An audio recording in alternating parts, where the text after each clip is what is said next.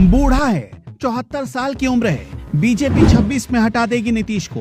तरह तरह के ताने दिए रिटायरमेंट की भविष्यवाणी करने वालों को समृद्धि यात्रा निकाल नीतीश कुमार ने दे दिया जवाब।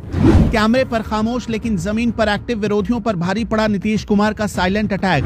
तेजस्वी विदेश घूमते रह गए, नीतीश ने बता दिया क्यों बार बार जीत जाते हैं। सुशासन बाबू को बीमार और लाचार बताने वालों की बोलती बंद। 16 जनवरी से शुरू हो रही यात्रा ने तय कर दिया बिहार का एजेंडा। कुर्सी कब छोड़नी है ये सोशल मीडिया नहीं, नीतीश कुमार तय करेंगे। विरोधियों के मनोवैज्ञानिक खेल का हुआ द एंड। बिहार की सियासत में नीतीश कुमार एक ऐसी पहेली बन चुके हैं जिसे सुलझाना विपक्ष के लिए हर दिन मुश्किल होता जा रहा है। विपक्ष ने विधानसभा चुनाव के दौरान पूरी ताकत लगाकर 3 नैरेटिव सेट करने की कोशिश की। पहला ये कि भारतीय जनता पार्टी नीतीश कुमार को मुख्यमंत्री का चेहरा नहीं बनाएगी। दूसरा ये कि चुनाव जीतने के बाद भी वो सीएम नहीं बन पाएंगे। तीसरा ये कि वो बीमार हैं इसलिए जनता उन्हें दोबारा स्वीकार नहीं करेगी। लेकिन जब चुनाव के नतीजे आए और सरकार बनी तो ये सारे दावे हवा में उड़ गए। जब विपक्ष के पास कोई तर्क नहीं बचा तो अब 2026 का साल बताकर उनके रिटायरमेंट की नई अफवाह उड़ा दी गई। लेकिन नीतीश कुमार ने हमेशा की तरह इस बार भी जुबान से नहीं बल्कि अपने काम से जवाब देने का रास्ता चुना है। ये सच है कि 74 साल की उम्र और बीच में हुई बीमारी के कारण उनके स्वास्थ्य पर सवाल उठे थे, लेकिन विपक्ष ने इसे राजनीतिक हथियार बनाने की जो भूल की उसका जवाब नीतीश कुमार अपनी सक्रियता से दे रहे हैं। जिस वक्त विपक्षी दल चुनाव की तैयारियों के बजाय निर्वाचन आयोग से लड़ने में व्यस्त थे, उस वक्त नीतीश कुमार चुपचाप बिहार के जिलों का दौरा कर रहे थे।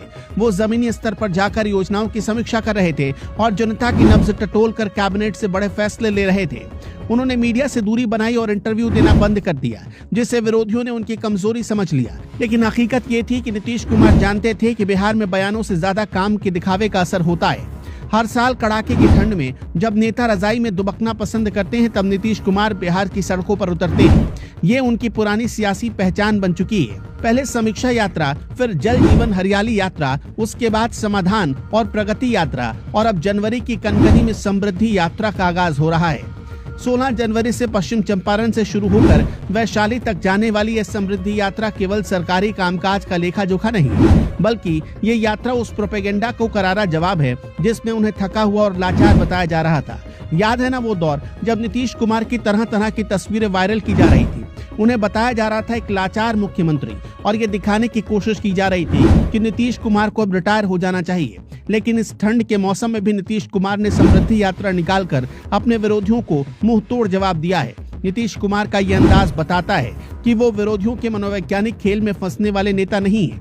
वो एक जीवट लीडर है और इसी वजह से वो बार बार चुनाव जीत जाते हैं, क्योंकि एक तो वो काम बहुत करते हैं, ग्राउंड पर उतरना उन्हें पसंद है, पब्लिक के बीच जाना उन्हें पसंद है, वो पब्लिक की नब्ज जानते हैं। इसी वजह से नीतीश कुमार को लोग दिल खोल कर वोट करते हैं। नीतीश कुमार अपनी शर्तों पर राजनीति करते हैं और अपना एजेंडा खुद तय करते हैं। इस यात्रा के जरिए उन्होंने एक बार फिर ये संदेश दे दिया है कि जब तक उनके पैरों में बिहार नापने की ताकत है, तब तक उनके रिटायरमेंट का फैसला सोशल मीडिया की अफवाहों से नहीं होगा। वो कुर्सी कब छोड़ेंगे या कब तक रहेंगे, इसका फैसला सिर्फ और सिर्फ वो खुद करेंगे। समृद्धि यात्रा ये बताने के लिए काफी है कि बिहार की राजनीति के केंद्र में अभी भी नीतीश कुमार ही हैं और वो फिलहाल कहीं नहीं जाने वाले हैं। खैर दर्शकों, आपका क्या मानना है हमें कमेंट में जरूर बताइएगा।